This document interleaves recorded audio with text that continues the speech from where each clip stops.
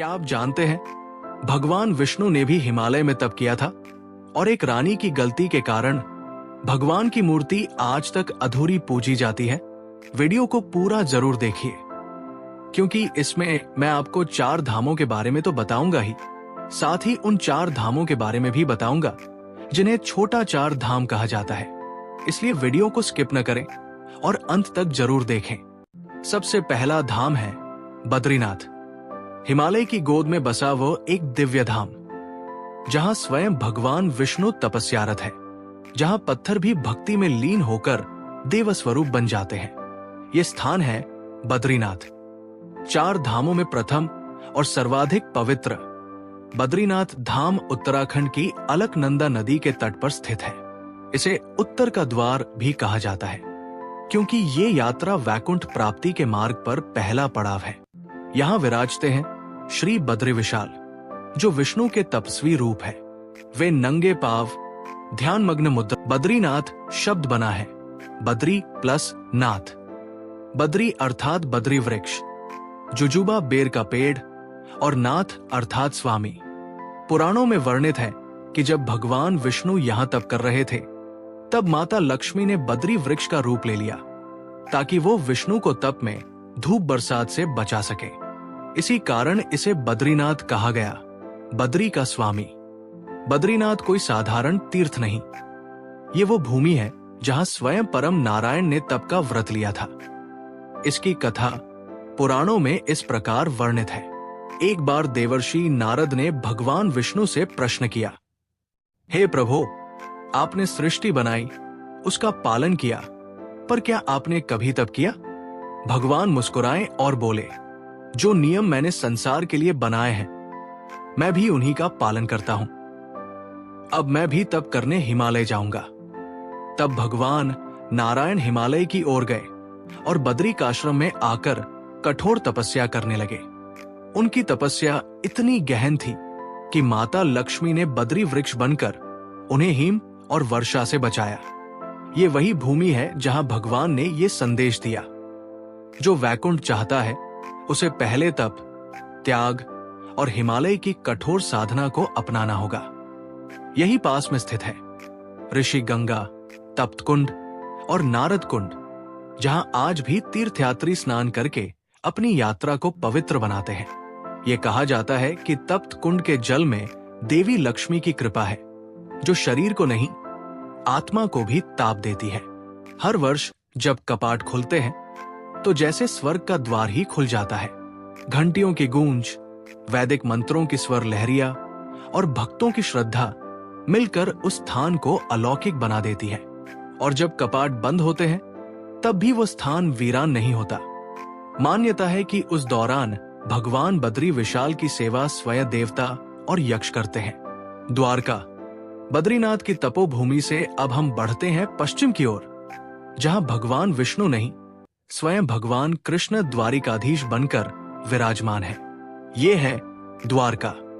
ये कोई साधारण नगर नहीं था, ये वो भूमि थी जहां स्वयं श्री कृष्ण ने अपना राज्य स्थापित किया, जहां धर्म ने राजधर्म का रूप लिया और जहां लीलाएं सिर्फ कथाओं में नहीं, जीवन के हर पल में घटती थी।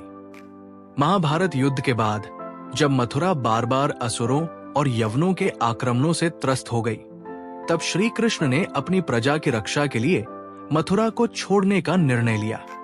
उन्होंने समुद्र से प्रार्थना की और समुद्र ने मार्ग दे दिया। कहते हैं स्वयं विश्वकर्मा ने समुद्र के बीच एक भव्य नगरी का निर्माण किया, जो सोने, चांदी और मणियों से सजी थी।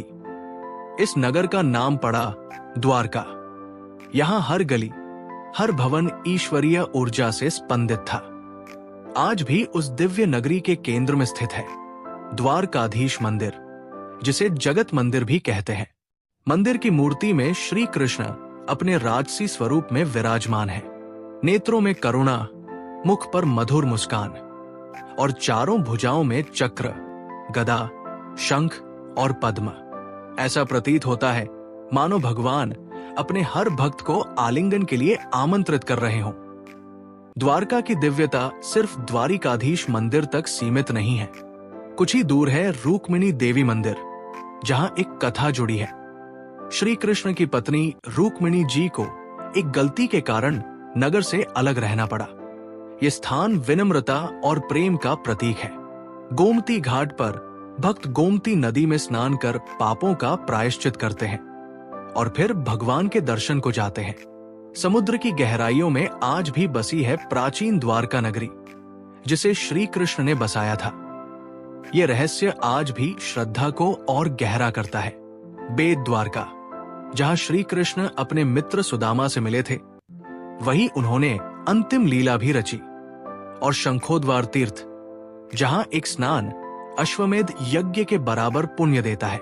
इन स्थलों के साथ द्वारका केवल एक नगर नहीं, बल्कि जीवन के धर्म और प्रेम का सजीव पाठ है।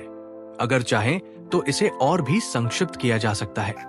कथा बीच में रोकने के लिए माफी चाहता हूं दोस्तों, पर मुझे कहते हुए बहुत खुशी हो रही है कि आप लोगों ने हमारे चैनल वैदिक चर्चा को इतना प्रेम दिया।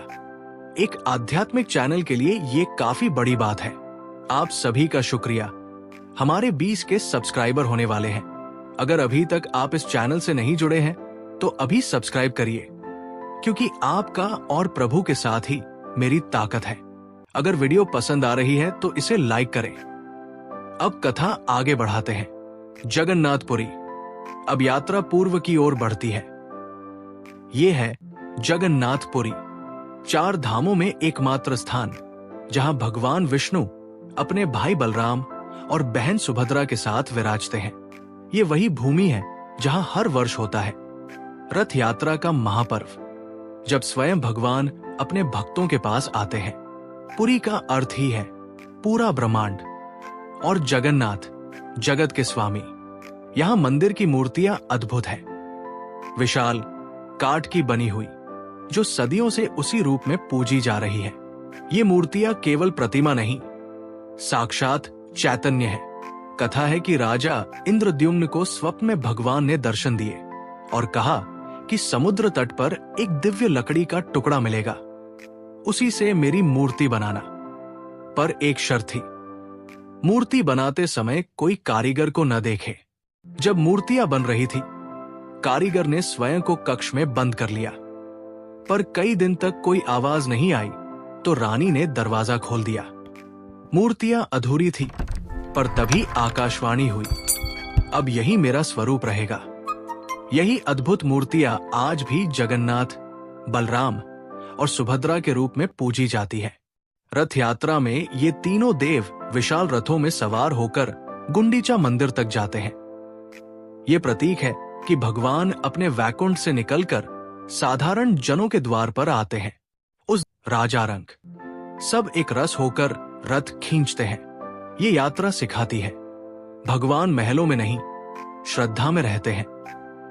पुरी का प्रसाद, महाप्रसाद, केवल भोजन नहीं, ईश्वरीय कृपा है जो सबके लिए समान है।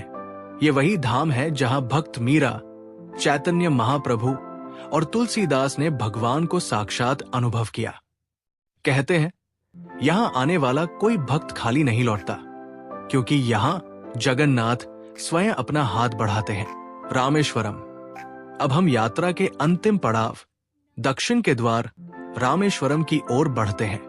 ये वो भूमि है जहां भक्ति, वीरता और क्षमा एक साथ मिलती है। यहां भगवान शिव स्वयं विराजते हैं। पर यह तीर्थ है श्री राम का, जिन्होंने लंका जाने से पहले शिवलिंग की स्थापना की थी। इसलिए यह स्थान कहलाया राम प्लस ईश्वर, अर्थात राम के ईश्वर का धाम रामेश्वरम।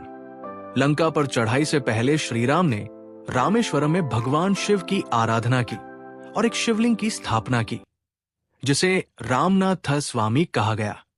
श्री राम ने विजय से पूर्व शिव से आशीर्वाद मांगा और तभी से ये स्थल अत्यंत पवित्र माना जाता है। आज भी वही लिंग रामनाथ स्वामी मुख्य शिवलिंग के रूप में पूजित है। रामेश्वरम केवल कथा नहीं, आत्मा की तीर्थ यात्रा है। यहाँ 22 तीर्थ कुंड है, हर एक का जल अलग स्वाद, ताप और गुण वाला है। कहा जाता है कि इन कुंडों में स्नान करके व्यक्ति जन्मों के पापों से मुक्त हो जाता है। समुद्र तट से कुछ दूरी पर है धनुष कोडी, जहां श्रीराम ने वानर सेना के साथ समुद्र पर सेतु, राम सेतु का निर्माण किया था।